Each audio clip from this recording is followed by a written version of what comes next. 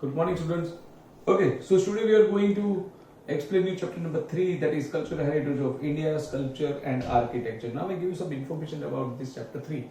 This chapter 3 is from history, and you know that from history chapter number 3 and chapter number 7, these two chapters are not going to include it in your course. Means I am supposed to explain you this lesson according to the government norms, but this chapter is not supposed to be asked in your final exams. Okay, one more thing I would like to tell you, that now Marvel question paper set is available in the market with March 2020, and plus few extra papers are supposed to be there. So it is my advice to just purchase that, or it will be very better for you if you have completed your course. You can practice the question papers of that Marvel question paper set. After that there will be Gala, after that there will be Hardik also. At last you will get Liberty question paper set. So how much you are able to, please solve it. Okay, so I am going to explain you chapter 3, but before that we have left with one small short note of chapter number 7, that is unity in diversity. So let us complete that unity in diversity, and after that I am supposed to continue with a new chapter, that is India's sculpture and architecture. Okay, first let me finish this. Unity in diversity. Unity in diversity means what? We are supposed to live together like brother and sister. That is unity in diversity. The world is a family. This is unity in diversity. Okay. Being one of the most ancient civilization of the world, Indian civilization is one of the greatest, biggest and oldest civilization in this whole world. India has variety. Variety means different and rich cultural heritage. Diversity of India is its unique identity. Diversity of India is the unique, means something new identity of India. India has a fine amalgamation. Amalgamation means mixing. We have a fine amalgamation of different caste. We have different caste of people living in India: Hindu, Muslim, Sikh, Isai, Tamil, Telugu, Malayali, Sikh. So many different types of people are living in India. So different caste, community, religion, tradition, cultural and language, in spite of having variety. Though we are having different type of variety in our culture, you can see that so many different types of people are living in the India. So India stands united and undivided. India has proved the feeling of Vasudevai Kutumbakam. So the whole world is a family. Let us get good thoughts and vibration from all our direction, is the message of Rig Vedas, which showcase the grandeur and glory of Indian culture. As we are having different religion, caste, community, we are having some varieties in it. So it is a message that let we have a different messages and positive thoughts and positive messages from each and every people. That is a message from our Indian culture. That's why so many people are living in India. So India has spread religious tolerance and secularism across the world. Now here is one speech that was being very famous when this speech was given by Swami Vivekananda in Chicago, and it was very famous during that time and even now also. Swami Vivekananda said the following words in the World Religion Conference which was held in Chicago, US. He says that Swami Vivekananda, he is very proud that he represents the religion that has taught the lesson of tolerance, compassion and universal fraternity to the world. He is telling that I am very impressed. I am representing the religion that has taught us the lesson of tolerance. Compassion means cooperation, having feelings of each other, and universal fraternity to the world means universal cooperation to the world. India is a secular country. Secular country means everybody is free in India. Anybody want to follow any religion, whether a person is following Jainism, if he is following Hinduism, if he is following Christianity, if he is following Islam, if he is following Sikhism, he has the right to do that. He can follow any religion in India. As our India is a secular country and we have a democratic type of government. Democratic type of government means what? We are for the people, of the people, and we are by the people. We have that type of government. Government is for us. It is by us, for the people, and it is of us. It is governments of ours. So India is a land of multi-religious. Multi-religious means so many different type of religious people are living in India. Religious influence of Indian Hinduism, Islam, Buddhism, Jainism, Christianity, etc. is seen in Indian culture. Therefore, the torch bearer means the skilled persons, the very educated persons, very important persons, the great persons, the famous persons, torch bearer of these people, has named our country as Bharatvarsha by stressing on its unity. We believe maximum in unity. You know that we are having the principle of Panchtal given by Jawaharlal Nehru. In previous time, Jawaharlal Nehru gave so many principles. From that, 5 principles of our India are added in United Nations. That is a principle of Panchtal. When you will search in the internet or YouTube, you can get it. What are the principles of Panchtal? 5 principles are given. That is the principle of Panchtal. So we are believing in cooperation. We never fight, which reflects upon our broad outlook. Holy names of 7 sacred rivers. Holy names of 7 sacred rivers are also mentioned, have been used in prayers. People including great sages means wise man, Sufi saints, Swami Vivekananda, Dayanand Saraswati and Mahatma Gandhi always stressed upon peace, coordination and universal brotherhood. Swami Vivekananda, Dayanand Saraswati, Mahatma Gandhi ji, they all gave great importance to unity, brotherhood, coordination and non-violence. Unity in diversity is the unique feature of our Indian culture. It is a unique means it is the best feature of Indian culture. Unity in diversity means feeling of oneness and living together. As the end of the day, all the rivers amalgamates means mix into the great ocean. See, each and every river has one point. When you see the river, when I was child, I really used to think that's such a great river. From where this water is coming and where this water is going, the question used to always arise in my mind. But as we go to school, we study, it came in our subject, we got to know that even the river has one particular end point, all the river used to amalgate over there. Amalgate means mix over there. So as, here is an example, as end of the day, as end of one point, all the river amalgamate. As end of the day, all the river amalgamate into the great ocean. When all the rivers comes together, it becomes a great ocean. So when we all the people of different religions come together, our great Indian culture is created. So equivalently, our country conglomerates different religion, caste, Hindu tradition, creed, custom, festivals. The people of India live their life with a feeling of coexistence. The people of India have conserved their quality and have wonderfully enhanced it. We have one good quality that we live together. Different types of people used to have met at one end, and we are preparing a great culture. So in this manner, we live in India. So this was supposed to be a very important short note if this lesson was included in your syllabus, but due to COVID, this lesson is not there. So it was one of the important short note, and very important message was given by Swami Dayanand Saraswati. So that lesson got over. That was lesson number 7, and it was very important short note of that lesson. But as you know, the chapter number 3 and chapter number 7 from history are not included in the course. Okay, so now I am going to start with a new lesson, that is chapter number 3, Cultural Heritage of India. In this lesson, we will learn about sculpture and architecture. I give you the knowledge what is sculpture and what is architecture. First of all, I would like to tell you. Now, sculpture is, have you seen the unity of Statue of Unity of Sardar Vallabhbhai Patel? That is a sculpture. In our Bhavnagar, if you see the Gandhi at Mahatma Gandhi's statue at Crescent Circle, it's a sculpture. Sculpture can be of wood, it can be of iron, it can be of metal, it can be of stone. Whatever the carving means, of work is done on the wood, on a stone. It's a one type of sculpture. Okay, architecture. Architecture means design.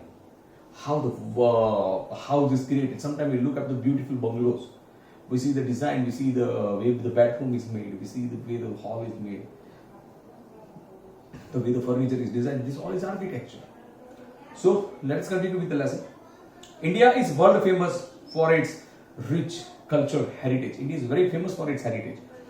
The art of sculpture and architecture has brought a unique identity to India.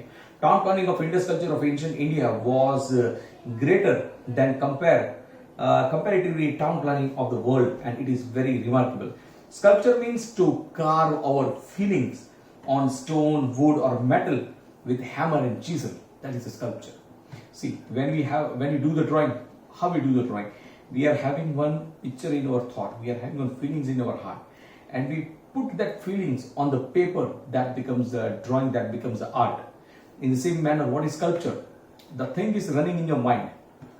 The one feeling that you are carving with chisel and hammer,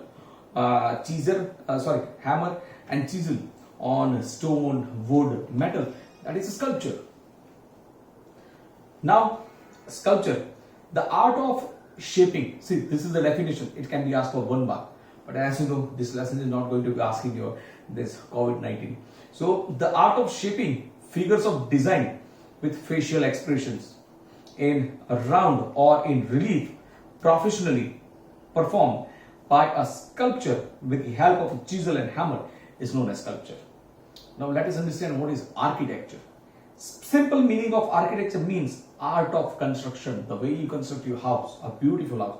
That is architecture. The word Vastu, we learned this thing in chapter 5. Okay, the word Vastu is used for architecture in Sanskrit language, and it is very much renowned. In this reference, art of constructing buildings, house, towns, well, forts, minarets, temples, mosque and tomb is called architecture. Skill of architecture is seen in the art of skill of architect. The person is doing the architecture work is known as architect. The skill of architect is seen in the art of architecture. Now, ancient Indian town planning. Here we will talk about, I just remind you one thing. You must have watched a game or a movie, The Prince of Persia. If you not have seen or watched or doesn't have the idea, just go in the YouTube or the web. See what is Prince of Persia. In Prince of Persia, it was one town planning, a small town planning, where school, college, market, everything was in the town. How? They are having the four-footed wall. Four-footed wall means from all the four sides there is a wall. Okay? From all the four sides there is a wall. Then at the top level, king used to live, and he is having many bedrooms. Second level, he is a wazir, and his minister used to live. At the third level, local people used to live. So this type of town planning was created in olden time. If you watch that movie Prince of Persia or that game Prince of Persia, you can get the idea about it. Just go for the pictures of it or image or little video. Let us continue now. India has acquired means gain, expertise in the field of town planning. Many such towns have been found out during archaeological exhibition work. I told you what is archaeological exhibition in chapter number 7. A person who is doing the digging work, and that time whatever is finding, that is archaeological exhibition, and according to government norms, he is supposed to hand it over. It is antique thing, so he is supposed to hand it over to the government as he can preserve that precious thing in the museum. So, during archaeological exhibition work, the towns were divided into 3 sections. I told you, the towns were divided in 3 sections. Upper part king is living, middle part is ministers are living, and the lower part the local people are living. Fort of rulers, that is citadel. House of administrative officers situated in the upper part of the town, and residence of common people situated in the lower part of the town. So, forts of rulers were constructed on the upper part of the town. Upper part of the town is safe and protected with house having 2 to 5 rooms. House on the lower part of the town are mainly constructed with handmade bricks. So people of Indus Valley civilization has developed many beautiful and systematic town than many other civilization of the world. So from the architecture point of view, among all of the Harappan and Mohenjo-daro had the best town planning. Mohenjo-daro, now in 1922, archaeologistic name Rakhaldas Banerjee and Dayaram Sahni found out. Remains means the remaining part of the town. Now this town is destroyed. You can see the remains means कुछ टूटा हुआ बचा हुआ part.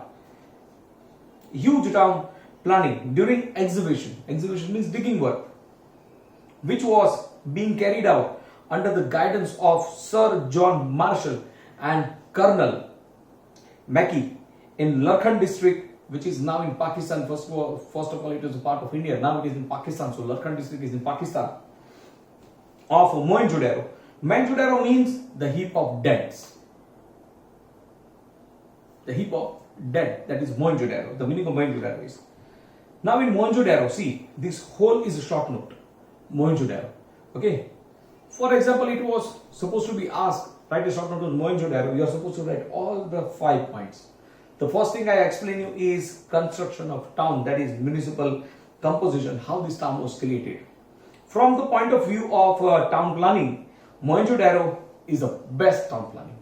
Why? I tell you. Houses were built on the high plinth of the protected them from the floods and dampness. See, nowadays what happens? The houses are created as some bridge or some our water project is to overflow. In Hindi we say na baad aadi hai.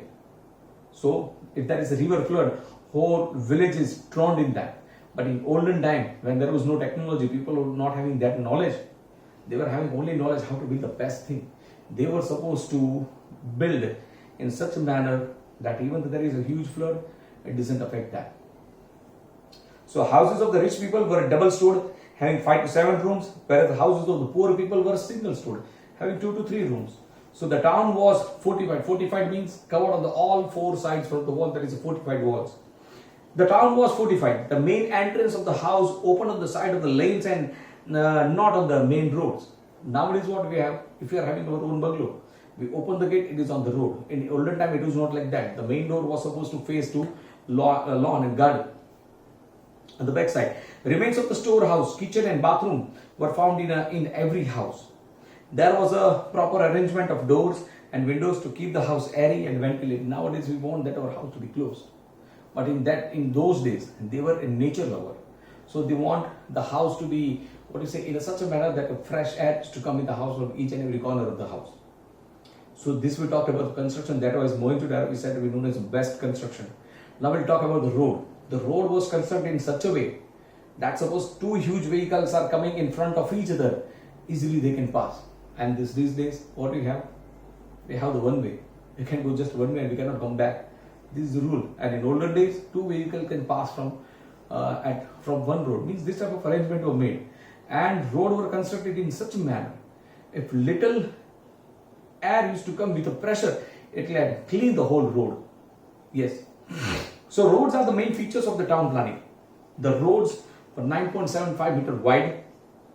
The small link road crossed the major ones at a right angle. The road were wide enough for a number of vehicles to pass at a time. I told you that at a time 2 vehicles can pass. Pits on the roadside suggest that there might have been lampposts. There were some pits. Pits are like khada. So that shows that there must be the lamppost. Means bijli ke khambe the wahan pe in those times. So roads of town were straight main roads without any turn. There were no turns. They were the straight roads. Because in that time there was not much construction, not much development. So it was a straight road. There was no societies in any nukkad or galiya. So this is considered to be a speciality of ancient time. There were 2 main roads. One was going from north to south and the other was going from east to west. Both crossed each other at a right angle. Means very systematically town planning was made. Drainage system. Drainage system means this gutter system, water system. That drainage system was too good. People were so hygienic, means they were so much careful about their health that you can't imagine. See what happens. Drainage system is a unique feature of this town planning. Such a drainage system was found nowhere except the island of Crete in Mediterranean Sea. Yes, people in island of Crete, they were very, very careful about their hygiene. This system was built to drain dirty water from the town. It was made in such a way that the dirty water can be thrown away from the town. Each and every house has a cesspit. Cesspit means one particular pit, a khado, where all the dirty used to get over there and from there it used to go out of the town. This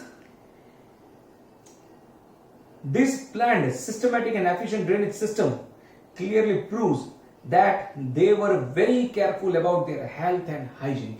This shows that how people were very much careful about the health and hygiene. Now, public bath. Public bath means Pavitra Kund, where in Hinduism there are some Mela and Kumbh Mela, and at particular place they used to take a holy bath. They were known as a public bath. In the same manner, this was the public bath in the old time. A huge bath was excavated at Mohenjo-daro. There was an arrangement to put fresh water in and dirty water out. It was made in such a way that the fresh water can be put in the pit and dirty water can come out. Each and every house, there might have been a facility for hot water and small rooms for changing the clothes. If you want a hot water, there was a facility for that, and there was one room where you can change your clothes. So the public bath might have been used of festivals and religious ceremonies. Only on festivals and some religious ceremonies these public baths were used. Public building, the ruins means destroyed, of two huge buildings have been found at Mohenjo-daro. They might have been used as a town hall or as a theatre or administrative officer or granary. Granary means where grains are stored. The barrack, there is a barrack. Barrack means where prisons are put. Criminals are put in the prison. Prisoners are put, that is a barrack. The barrack of such building was also found out. This must have been used to accommodate soldiers. It may happen that soldiers were given the space to sleep over there for their accommodation. So this we talk about town planning and about Mohenjo-daro. Now let us go for Harappa.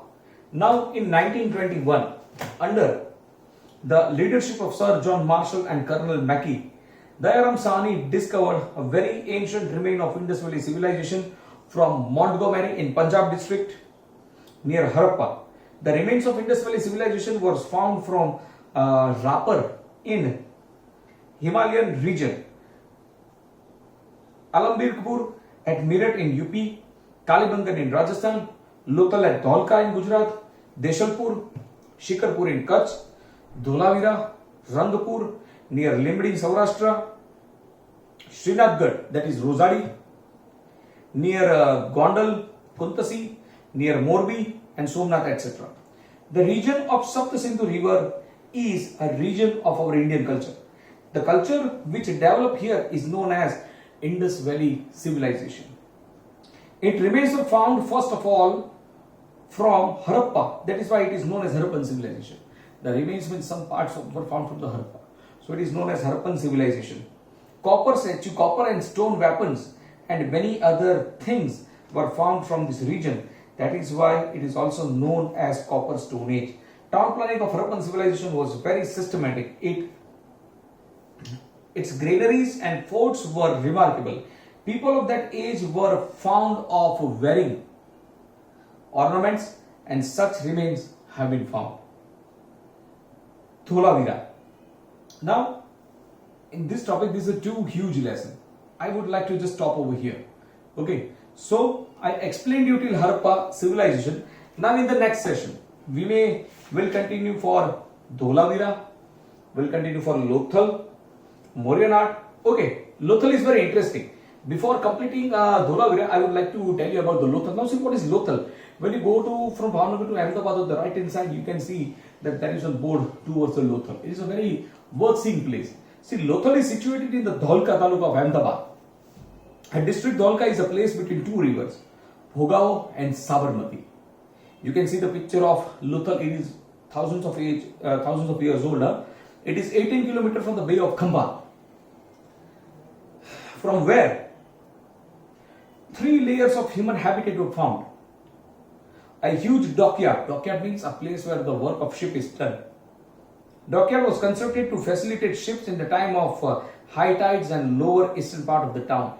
And this is a unique feature of the Lothal. Such dockyard, storage shops, etc. shows a proof of export and imports. In ancient time, Lothal was a main place for market for business for export and import. So this suggests that Lothal might be rich and prosperous port of India. This is a matter of great pride, not only for Gujarat, but also for the history of India. Okay, so we are supposed to stop here till Lothal. In the next session, I would explain you about the Dholavira, Morionat, Stupa of Sanchi, pillar inscription, pillar at Sarnath, and stone inscription, and few yellow boxes. So students, I'm just going to stop over here. Take care. Thank you very much.